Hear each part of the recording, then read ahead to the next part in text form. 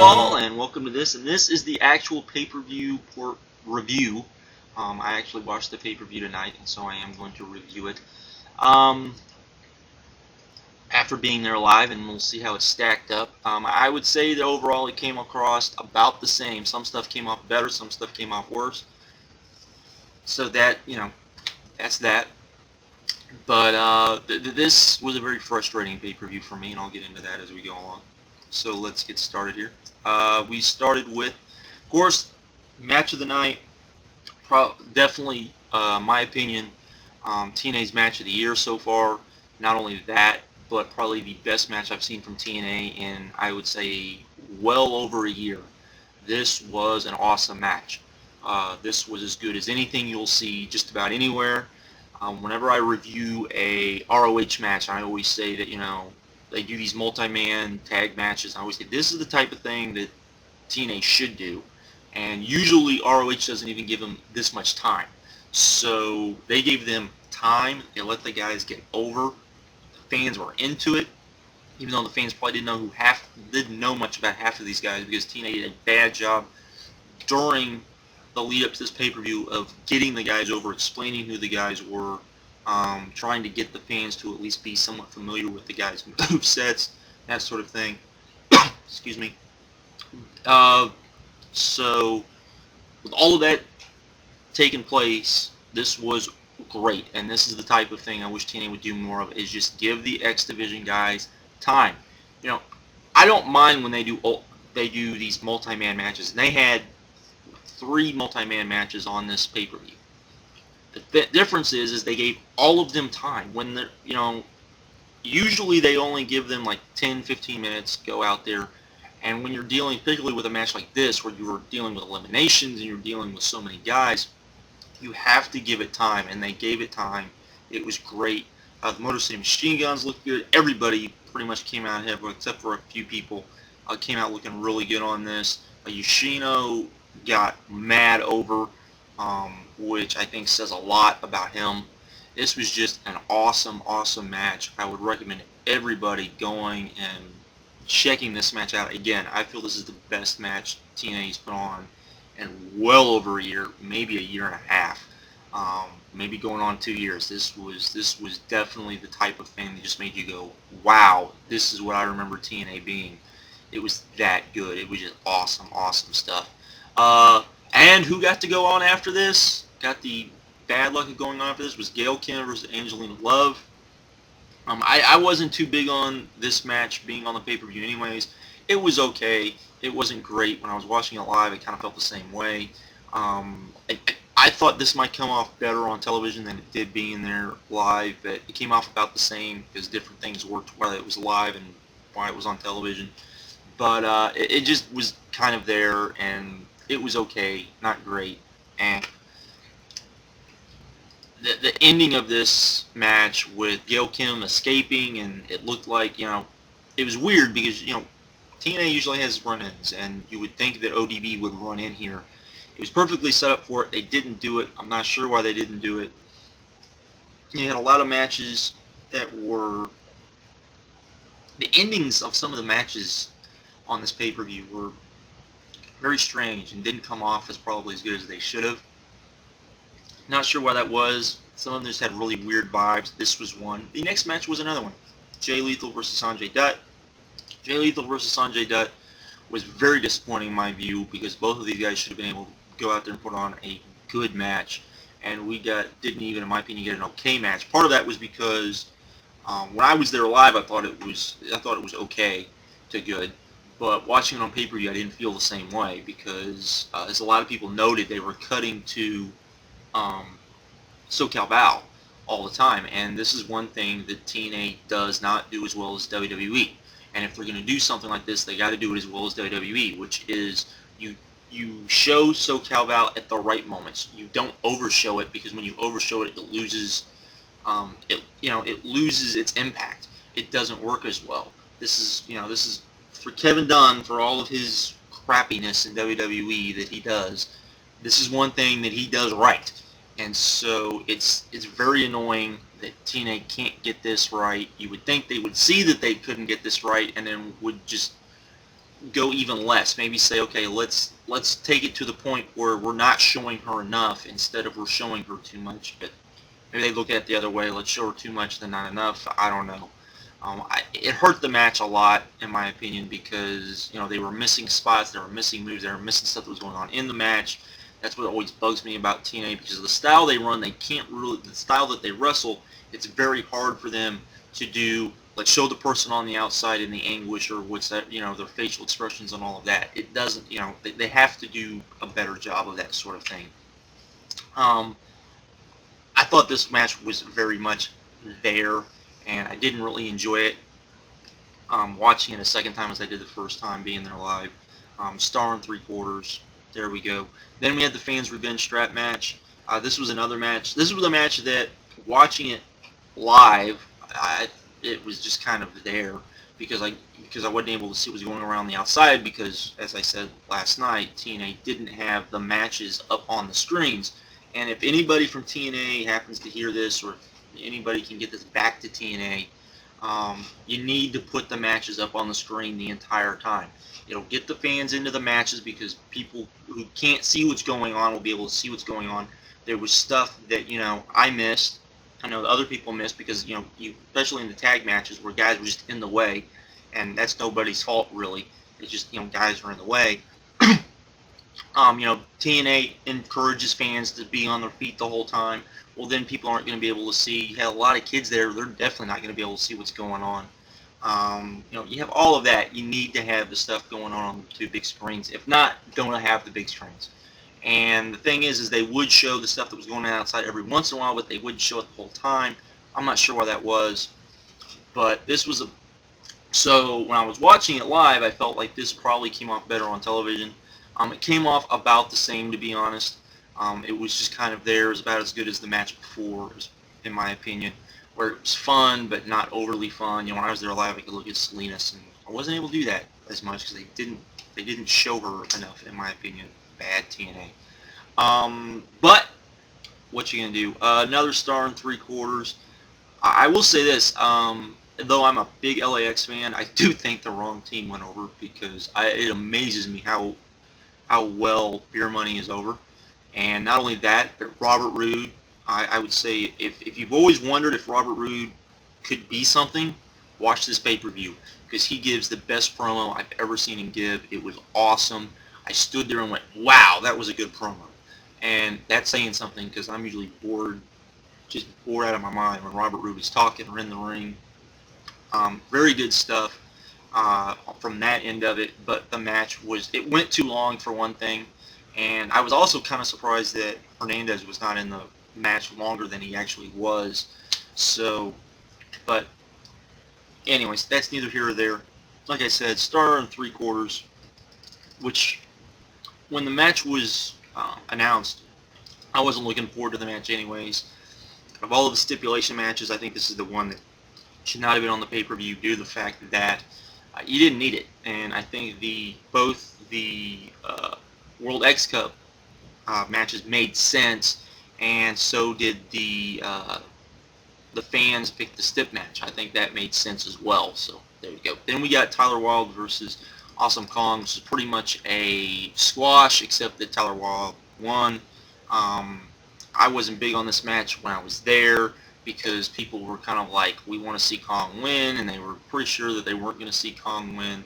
The Abyss thing afterwards was pretty nice, but again, it ended weird because you would think that when Abyss attacked Shahid, Shahid, you would think Kong would get back in the ring and would have a stare off with Awesome Kong, and then the refs would come in and break them up because Abyss can't hurt Kong type of thing, and I think that would have been a better ending, but the ending didn't even come off very well. So with that, next we had the World X Cup Finals, which is the Ultimate X match, and here is my big problem with the World X Cup.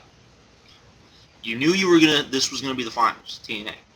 So what do? You put Kaz, who's pretty good in a match like this, and then 3 guys that have never been in a match like this.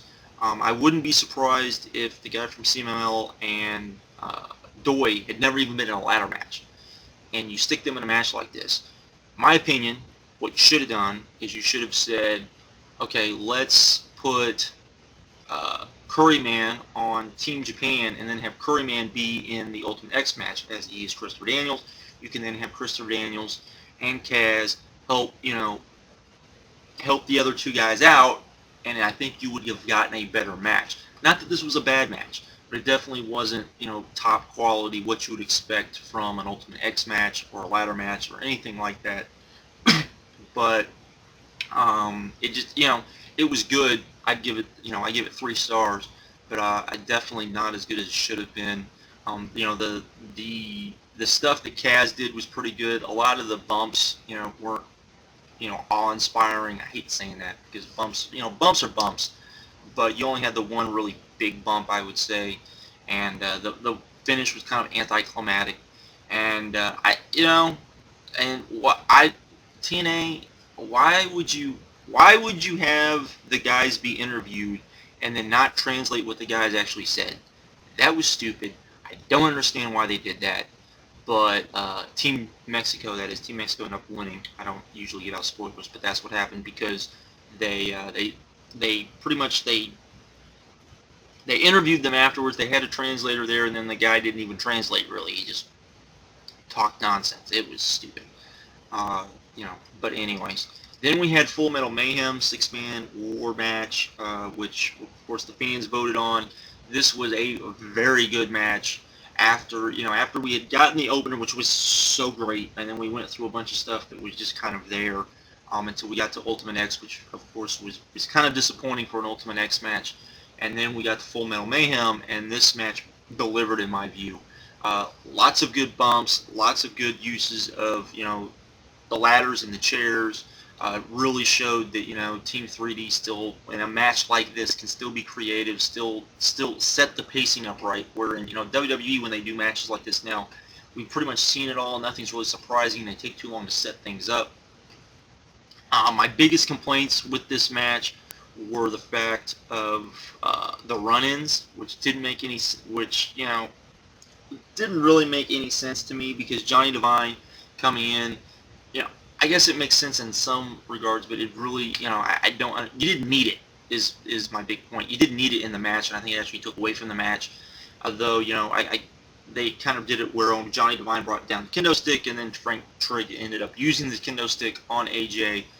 But you're telling me that he couldn't have just picked up a kendo stick from somewhere and hit AJ with it? That would have made just as much sense. And we had a rough bump on top of that, which made absolutely no sense either. So, whatever. That sort of stuff just irks me on a match. Still, a very good match. 3 3/4 stars. If it wasn't for the garbage at the end, it would have been a better match in my opinion. I would have enjoyed it better. But when I have to sit there and go, what are they doing? I'm gonna take stuff off the match. Then we got to the main event. The much talked about main event. And I thought this would come off better on pay-per-view. And it did, because I really did not like this match because of the stuff that happened on the outside. Didn't even know what was going on outside, because again, they weren't showing what was going on the outside during this match. And the two major developments during this match happened on the outside. So TNA did a bad job of that. But the match was going along very well. Joe got busted, and Joe busted up Booker T.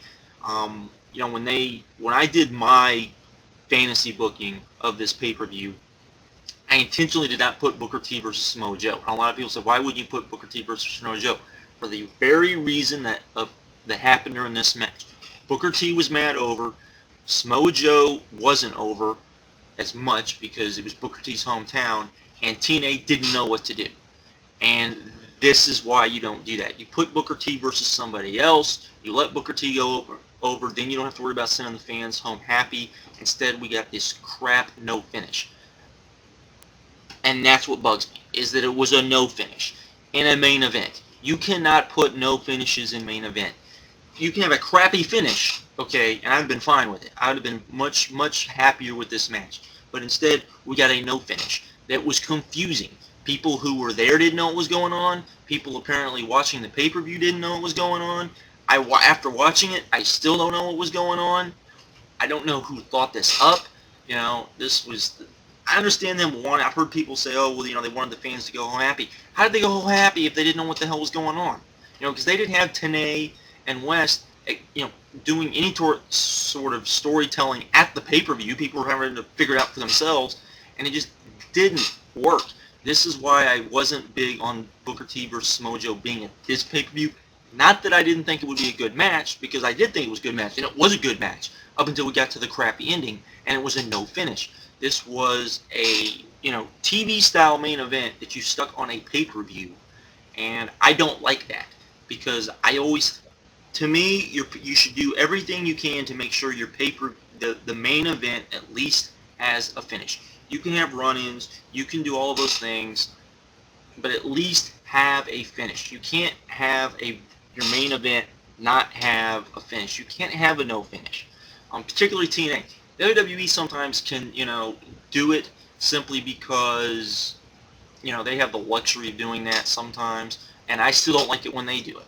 And I'd rip them if they did it, but I'm not big on this sort of thing. I didn't like it. I thought it hurt overall pay-per-view, because to me, you know, main events are important to a pay-per-view. They really are. They're, you know, they need to deliver to some degree, and this didn't deliver because of the no finish.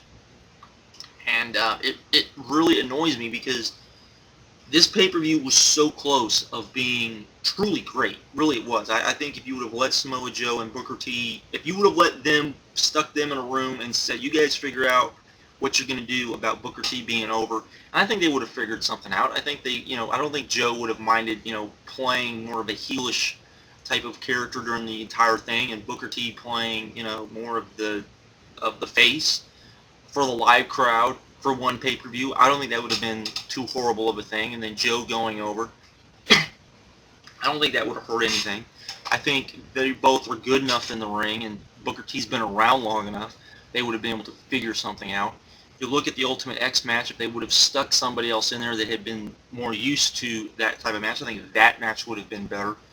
And if those two matches had just been better, if you just would have let Samoa Joe and Booker T do what they could do, that would have been at least, I would say, a solid good match to a very good match to a great match possibly. And the same thing goes for the Ultimate X match. And then you would have been up there with a very, very high level pay-per-view that TNA has not put on in a long time. This was still a good pay-per-view in my opinion. And I'd still give it 2.25, and some people probably think I'm under, you know, rating that to a degree. But, you know, the main event hurt this pay-per-view in my opinion. I've heard some people say, oh, well, they probably did it, you know, for a ratings gain, except that, you know, TNA's pay-per-view numbers, you know, their pay-per-view audience is only, what, 2% of their TV audience. You know, when people can come on and talk about the streaming and all of that sort of thing, but it's 2%, or somewhere in that range. When WWE does stuff like this, or even when WCW did stuff like this back in the day, when I hated it then too. That was the one thing I hated about WCW, when they did bullshit like this. You know, the pay-per-view audience was, you know, anywhere between 10 and 15%. 10 for 15% of a gain they might be able to get at the next, you know, that was that big of an audience. So, you know, I don't buy that argument. I think it was a bad mistake. I think it was a huge mistake. Didn't like it myself. Maybe if it turns into something truly great down the road, we'll look back on this and this will be a bit more important. But right now, I'm not feeling it. I don't think they did a good enough job with it. I think it was bad booking. Not even bad Russo booking. This was just bad booking, period. Watching it on the pay-per-view, what I really felt like watching the pay-per-view, because I could see more of what was going on, what it felt like was they were trying to do some weird version of the John Cena RVD match from One Night Stand 2. That's kind of what it felt like, and didn't come off nearly as good as that did, because I think that's a great match. I think even the ending of that is great, and it makes sense in the context of the story they were trying to do, and you know, it just didn't work for this pay-per-view. And also, what didn't help was the fact that they were putting on the Booker T interviews that they were heel interviews. Why not just say, okay, we know Booker T's going to be a face, so let's not even do that, and let alone only give Joe one one interview segment. Come on, it just came off very cheesy to me and not very well. But overall, like I said, I'd give this pay-per-view a 7.25. I did think it was good. I just don't think it was great. And that's it. Again, I would say, if you can, check out the opener. The opener is awesome. It is one of the best matches TNA has put on in forever. So definitely check that out. I'm out. Later. Have a good one.